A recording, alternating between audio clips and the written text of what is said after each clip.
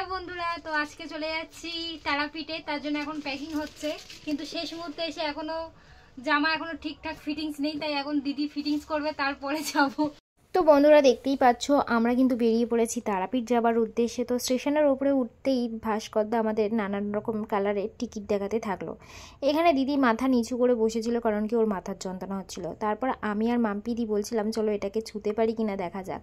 আমাদের দুষ্টুমিতে পাশের লোকগুলো বেশ ভয়ই পেয়ে গেছিলো। তারপর সবাই মিলে নিয়ে নিলাম একটা ট্যাক্সি, কারণ কি আমাদের যেতে হতো হাওড়াতে, কারণ আমাদের ট্রেন ছিল হাওড়া থেকে। এরপর হাওড়া যাওয়ার জন্য আমরা ট্যাক্সি করে, সত্যি বলতে রাতের কলকাতা যেন এক অপূরূপ মায়া সৃষ্টি করছিল। এত আলো চারদিকে, ট্রাফিক পুলিশ, মানে সত্যি এক অসাধারণ দৃশ্য যেন দেখলামই আমি। তারপর চলে গেলাম হাওড়া স্টেশনে। আমি তো বাবা ভয় পেয়ে গেছিলাম, এত বড় স্টেশন আবার হয় নাকি, আমি তো কোনো দিন দেখিনি। তো তারপর সবাই মিলে নিয়ে নিচ্ছিলাম একটু স্ন্যাক্স জাতীয় কিছু। তো এখানে তো কিছুই পছন্দ হলো না। এরপর চলে গেলাম একটা কেক বিস্কিট এইসবের দোকানে। তো দিদি এখানে বাচ্চাদের খাবার দেখাচ্ছিল, বলছিল যে ওকে ওটাই কিনে দিতে হবে।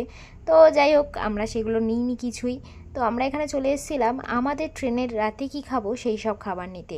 তো নিয়ে নিয়েছিলাম কেক, বিস্কিট, চিপস, আরও কত কিছু। তো এরপর আমাদের সবারই একটু খিদে পেয়ে গেছিলো, তাই আমরা চলে গেছিলাম একটা ফুড কর্নারে।